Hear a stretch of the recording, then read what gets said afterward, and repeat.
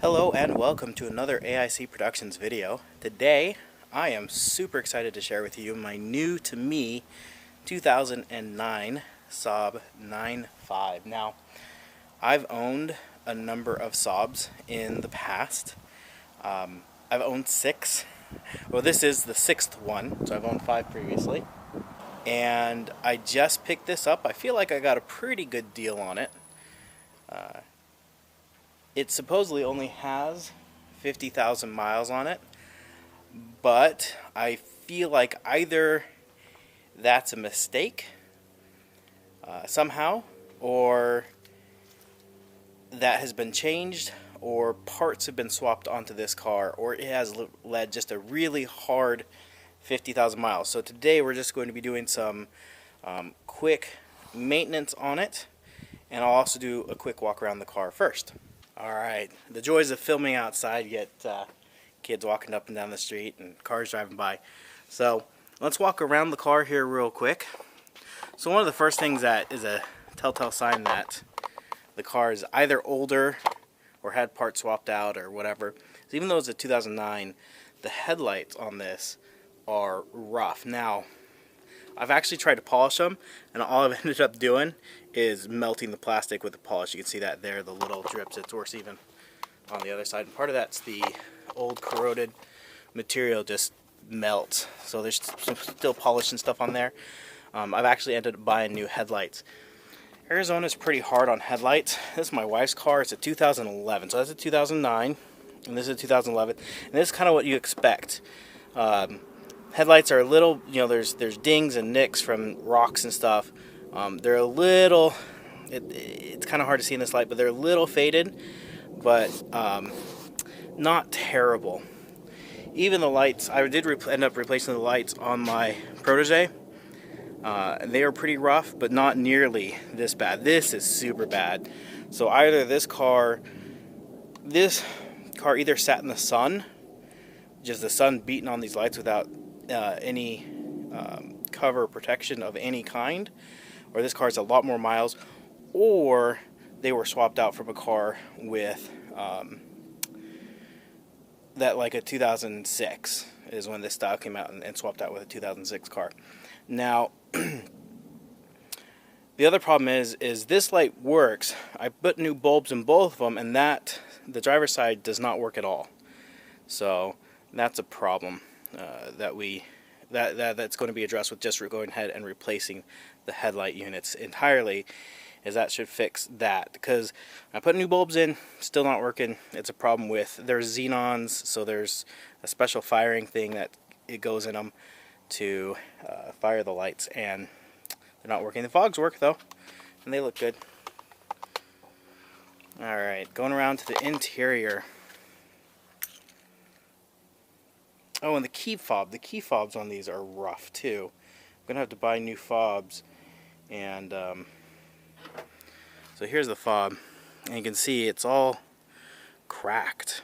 I've never seen that before, and they're aftermarket ones. So, but fortunately the electronics can swap into another one pretty easily. Oh, I didn't push that enough. There we go. Now it's unlocked. So, opening up the inside.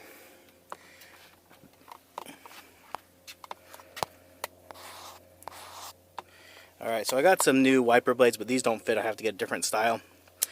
So they're in the car, so I remember to turn them. But you see the seats? These seats have a ton of wear.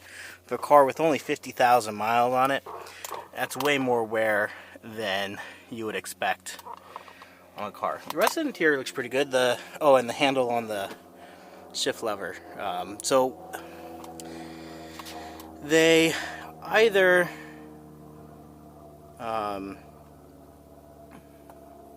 swapped parts out, or the people that drove in this car had like skin that just ate through leather like crazy.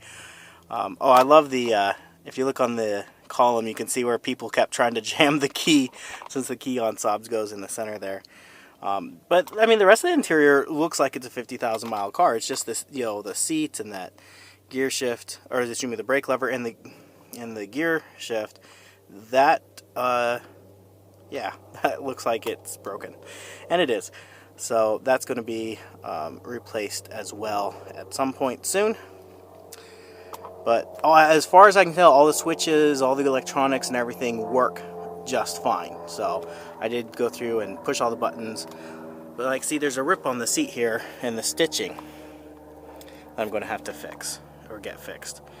So nothing major, but you know, just not a 50,000 mile car. But the odometer says 50,000 or 51,000. Back seats, once again, just they look a bit rough. So this car, I think this car just sat in the sun, and the sun here in Arizona is just hard on cars. All right, so walking around the outside, the paint is pretty good except for in one spot that I'm aware of. We'll see that here in a second. There's no fading on the roof or on the trunk where it typically happens. There is, the clear is flaked off here. I'm guessing that's from a hit. That's not a typical way in which the paint flakes. So I'm going to have to figure out how to fix that. And there are some dents along the lower panel there. And coming around to the front, the bumper is got some gap here. So when I go to replace the lights, since I have to take the bumper off when I go to do that, I'm going to see if I can't fix that. So what we're going to do today is we're going to replace the air filter, which is kind of a pain to do because it's up underneath, you have to get. And we're going to replace the ignition cassette and spark plugs. So we have some NGK plugs. These are the factory spec plugs. They did come with NGKs. They were just branded Saab and they charge extra for them. But in this case, you can buy the exact same plugs, not Saab branded, and use those. So that's what we're going to do first. The hood struts on this are worn out. Supposedly the previous owner bought new ones and will ship those to me along with the gate for the gear shifter. So we'll see if those show up. And fortunately, to do the spark plugs and the air filter, very simple job. You need for the spark plugs, you need obviously a spark plug socket and a Torx 30 bit. And for the air filter, I believe it's just a Torx 20 or 25. So I'll go ahead and I'm going to grab those tools and then we will time lapse the work. And you'll see me put a piece of wood in there to hold the hood up. And that's because of the hood struts that have gone bad.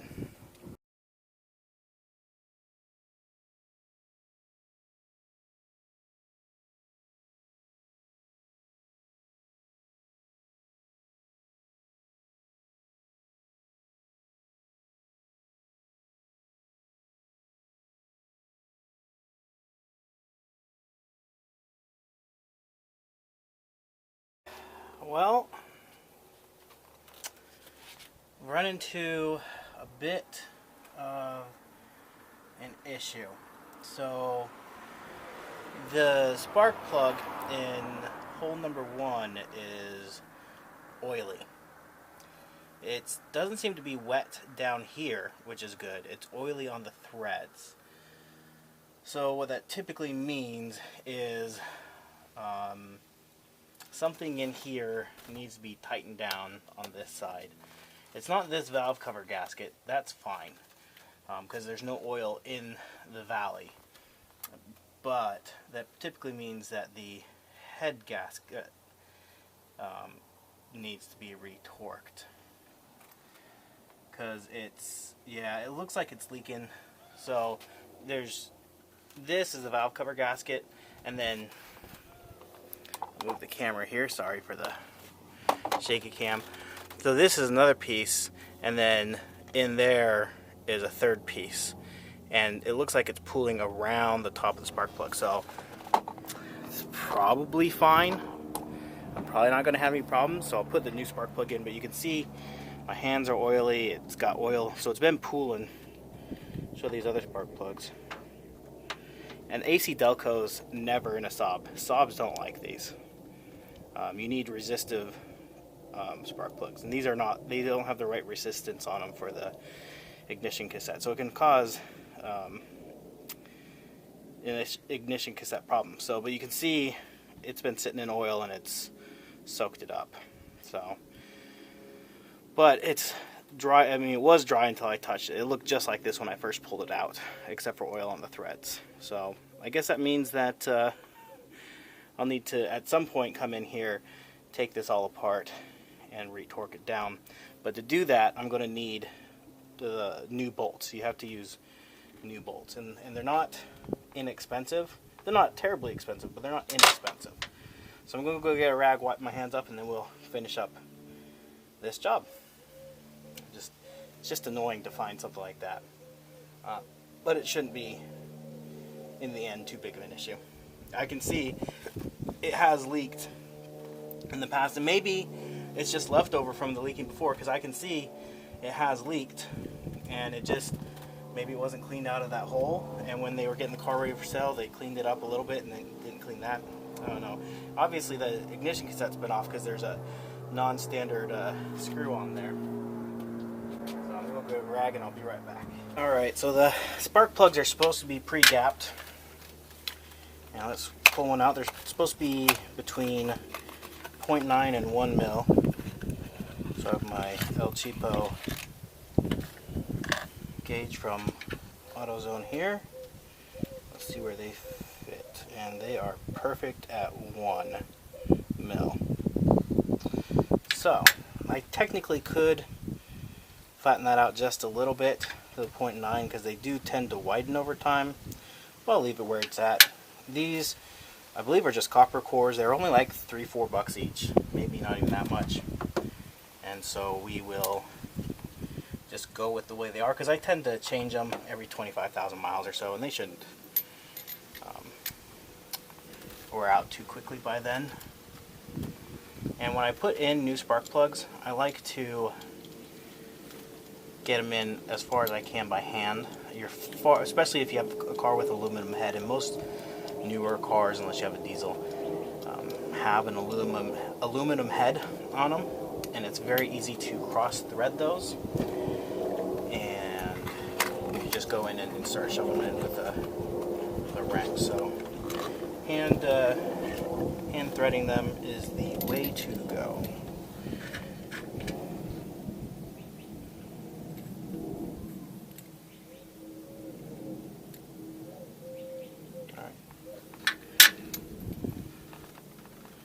I'll be honest, I prefer NGK plugs. It's kind of silly. A spark plug's a spark plug. They all do the same thing. They all produce a spark, and the only real difference is the material. Coppers tend to not last as long before they get worn out. Platinum and iridium, the only real difference is they last longer. And the ones that have like 4 prongs and all the other guys, that's just marketing mumbo jumbo to sell you more stuff. But I have noticed that if a car comes with a specific spark plug, such as these NGKs on Saabs, that's what they like. That's what they prefer. And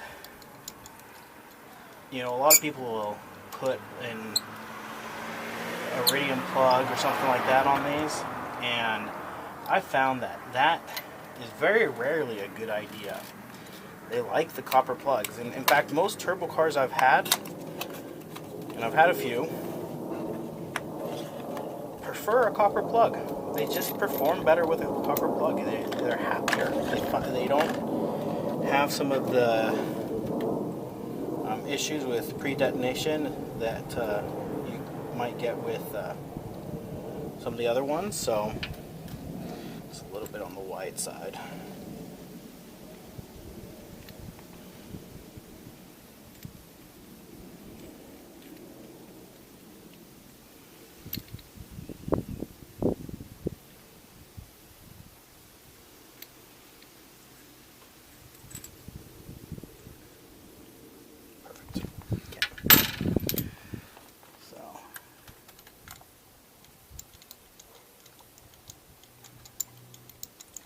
Now the other thing that I'm going to be doing is I'm putting on a new ignition cassette. This used one I had was throwing an error that you get often when they're going bad, which is funny. It was there and then it went away. But when you get that check engine code, it's a good idea to go ahead and just replace them. With these, I've done enough of these that you can just kind of feel that crush washer just be done, and that's it. But you should really, if you haven't done a lot of these, you should really torque them. But you can kind of feel that crush washer if you're real sensitive.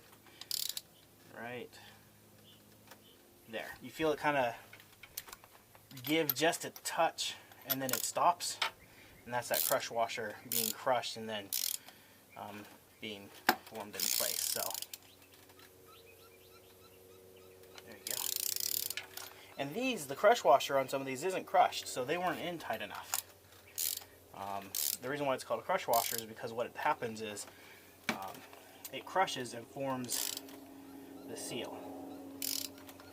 And so you need just enough pressure for that to happen, and that's it. You're not cranking them down, you're not tightening them to the ends of the earth, you're just putting enough pressure on them to crush that crush washer and create that seal. Now, this is the new ignition cassette, and it was $89 on Amazon. So when these were being sold new by Saab, when Saab was still, around, they were $400, $450. I mean, they were really expensive. Since Saab has gone belly up and all the patents sold and stuff to Chinese companies, you can find these anywhere from $150 to $450. And then I saw this one for 89 bucks on Amazon. If you want, I'll throw a link in the description for it. There's no label of any kind. It is slightly, well, I mean, it's exactly the same design. If anything, the paint job is better on it. This one's a TK 3.7, which I think was the last version of it. But I mean, it looks exactly the same. Oh, this one's got a big crack in it. I didn't notice that till just now. So that would be why it's failing, is the crack allows heat and moisture to get in there, and you're going to have a failed ignition cassette pretty quickly with that. So that one definitely is going bad, so I'm glad I'm replacing it. This is one of the few things in a Saab that if it goes bad will leave you stranded and you will be SOL. So if you own a Saab 9.5, pick one of these up and just throw it in your garage or throw it in your trunk and forget about it. Because they're super easy to replace, as you can see. 4 bolts. And you don't have to replace, I'm just doing the spark plug because I just don't know how old anything is on this car. I don't really trust the mileage per se. I mean, the fact that it has AC Delcos, those aren't factory plugs, obviously. So, somebody has definitely been in here at some point and done some replacing. I really think that the person who owned this car before me, he had a few other Saabs. I'm just working that down and sealing it into place. It's got grease in the plug holes. He had a couple other Saabs, and I think that he really was just this was a parts car. He was swapping parts between his other car and this car, and that's why there's a lot on it. Because I can tell a lot of this car, for the amount of miles it has had more work on it than it should have.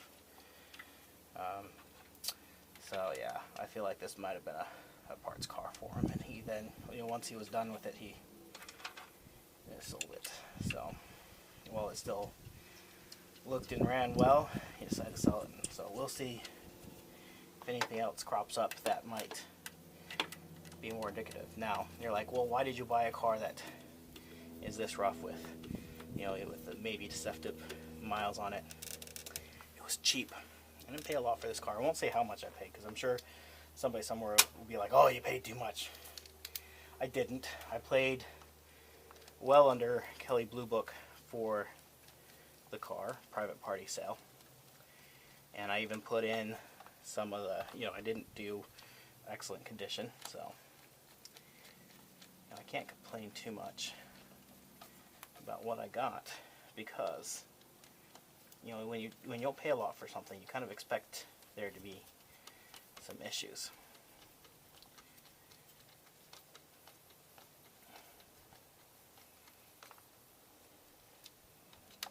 I need some new, I don't know if you can see that. This is a Torx 30 that I had with my original Saab, and you use this and a Torx 25 on so much of the vehicle. I've worn this bit out. I'm actually going to pick some up after this on Amazon, just to have some new ones, because this is my only Torx 30. I thought I had some more, but I've either broken them or lost them all over the years, and now I need to replace them. So, alright, so let's go ahead. I'll put these things in the trash that are the old parts, and we'll move on to the air filter.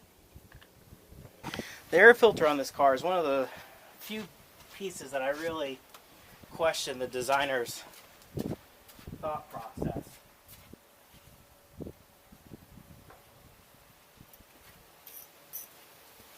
Because it's not accessible from the engine bay, but it's down under here.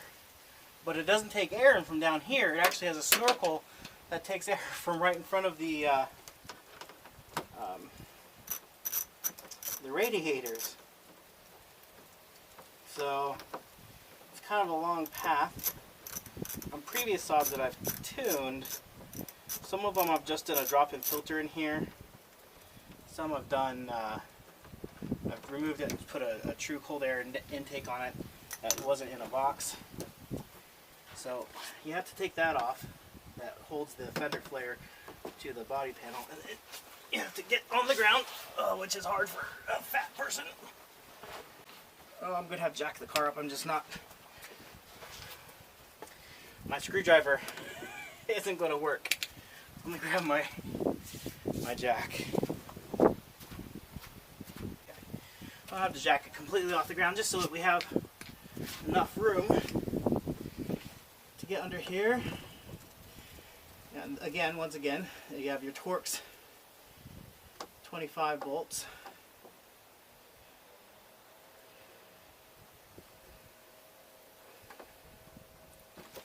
Let's pull this panel up a little bit.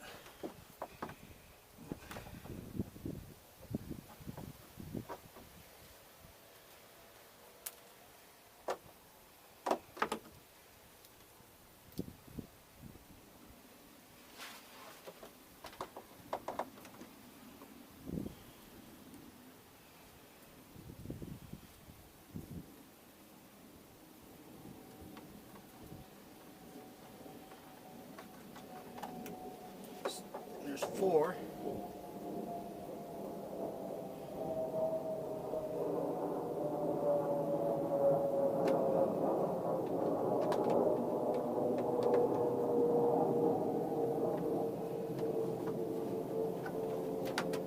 Where's that last one?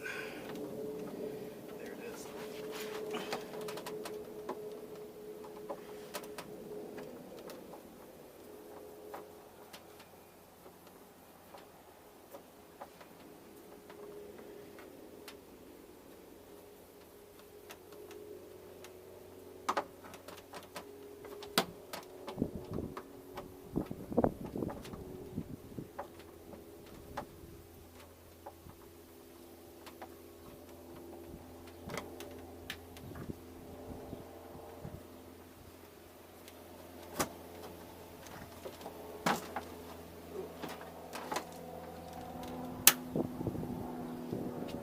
Oh, and there's the air filter. There's a bunch of crap in here, but it doesn't look too dirty, but we're going to go ahead and still replace it since we've done the work to replace it. Interesting sign, there's a little rubber flap here, so if water gets in here, it can go through this flap, but the air pulling on this keeps it airtight. So water doesn't get up in it, but water can exit through it.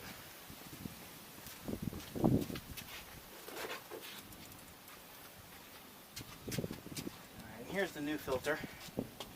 This wasn't too bad. It was just a few bucks on Amazon. I think I paid $5-6 for it. But this process is definitely harder than it should be to replace a simple air filter.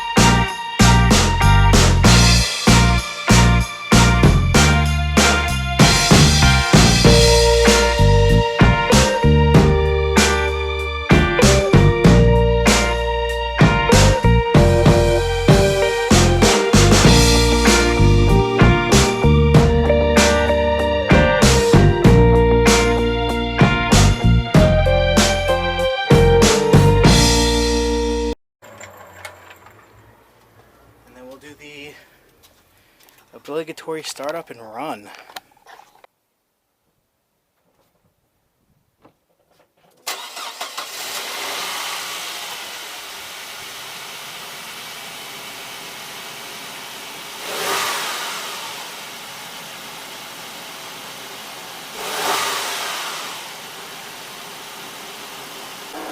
Alright, now that it's running, you can see this headlight works, but you can see how much light is being blocked by the glazing of the headlight. You can see this headlight is not working at all. The check engine light's on, so I grab my tool, my scan tool, to delete that, and we're done. And we'll see if that check engine light comes back. Hope you enjoyed this video. It was a little choppy, I apologize. I do work in my front yard and I work in the neighborhood, so you know, I got kids and I got neighbors and I got airplanes. So anyways, thank you for watching, and I hope you have an amazing day.